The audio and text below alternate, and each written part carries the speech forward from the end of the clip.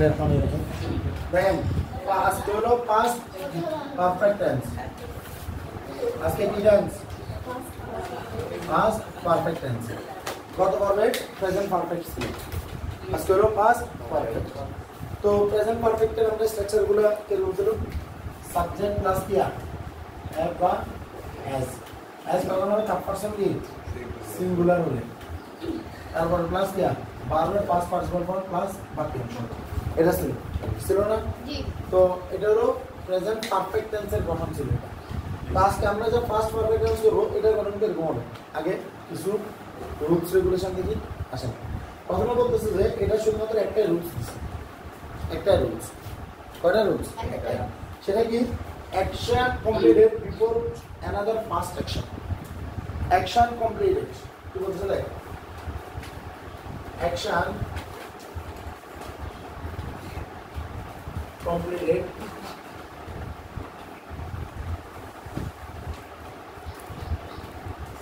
before another past action। অর্থাৎ video দুর্ঘটনায় একটা কাজ যদি আগে ঘটে আর একটা কাজ যদি কি হয় পরে হয়, কথাটা বোঝা গেছে? একটা কাজ আগে হবে আর একটা কাজ কি হবে পরে হবে, ঠিক আছে? সেটাকে এরকম দেয়, she had left before I arrived। She had left before I arrived। She had left, সে চলে গিয়েছে before I arrived, আমি আসার আগে।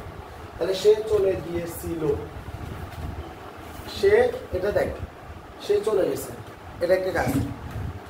আমি আসছিলাম, এটা একটা কাজ। দুটা কাজ, দুটাই কিন্তু অতীতের কাজ। এটাও চলে গেছে, এটাও কি আমি আসছি, চলে গেছে আমি আসছি, দুটো অতীতের কাজ। এখন এটাকে আমরা কিন্তু এটাও কাজ হয়েছে, এটাও কাজ হয়েছে। এখন এই দুইটা কাজের ভিতরে যে কাজটা আগে হবে ওটাকে পাস্ট পারফেক্ট করানো হয়। অর্থাৎ পাস্ট পারফেক্ট আলাদা কোনো স্ট্রাকচার, আলাদা কোনো সেন্টেন্স হয় না। কি বলছি?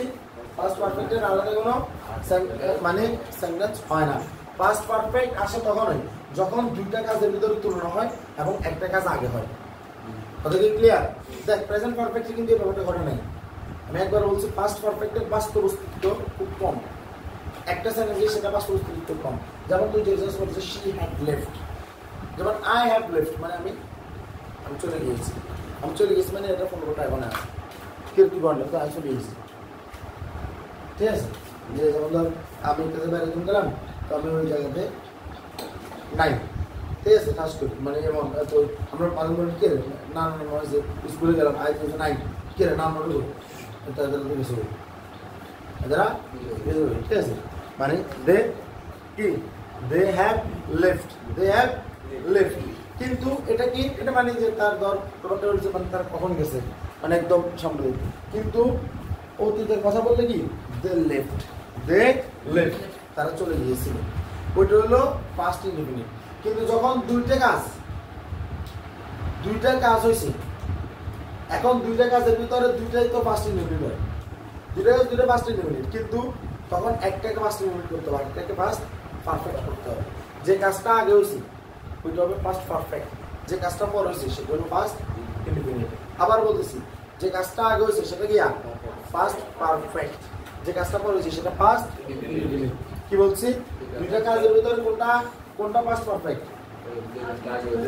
যেটা আগে হয়েছে, বুঝা গেছে রাফা? আর যে কাজটা পরে সেটা কি পাস্ট ইনডিফিনিট। তাই এই যে দেখ, বিফোর মানে আগে, বিফোর মানে কি আগে। তাহলে before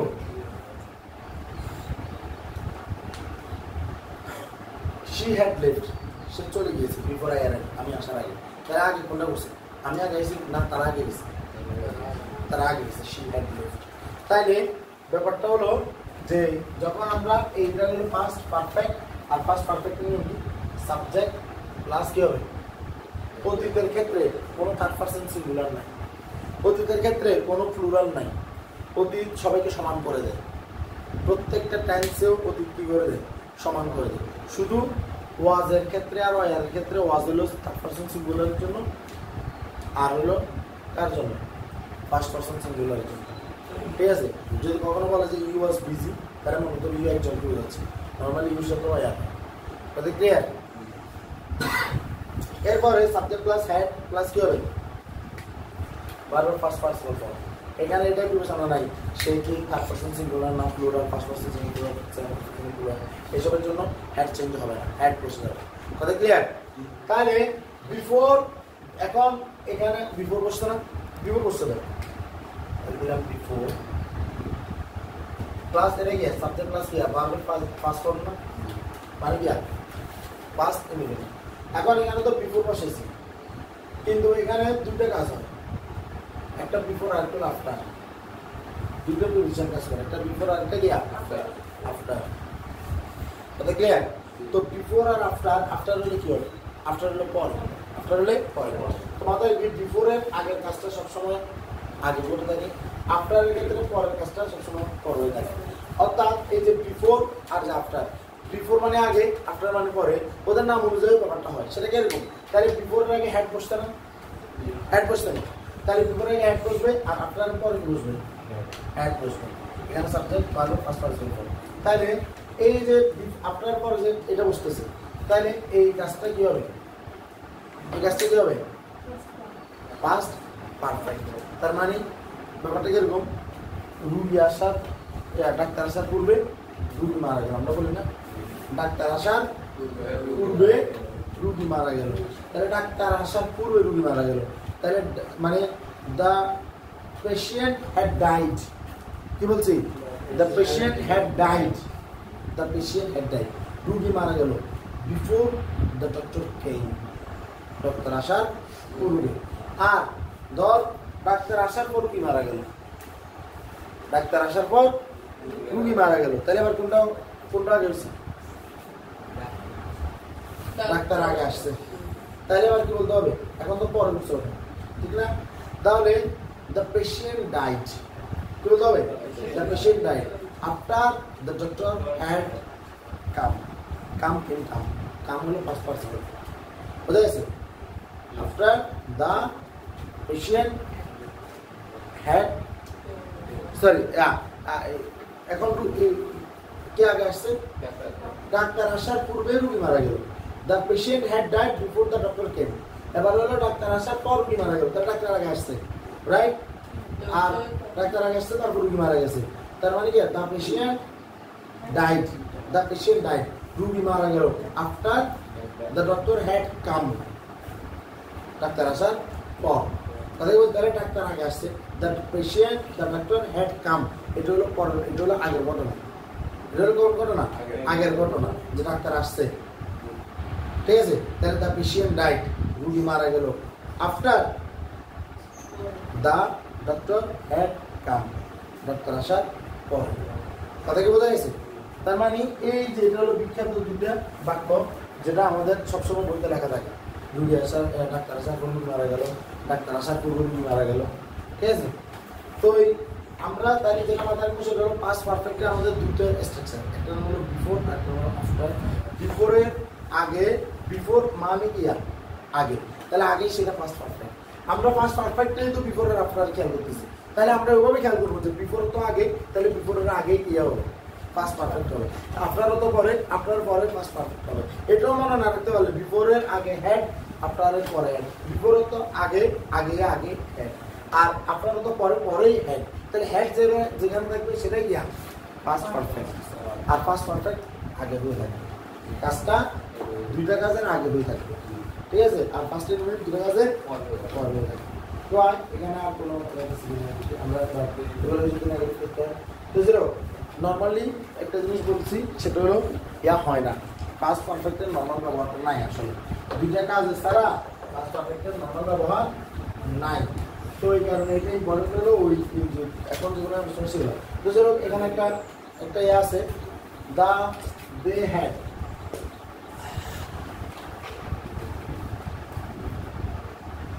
they had finished the work, তারা কাজটি করেছিল।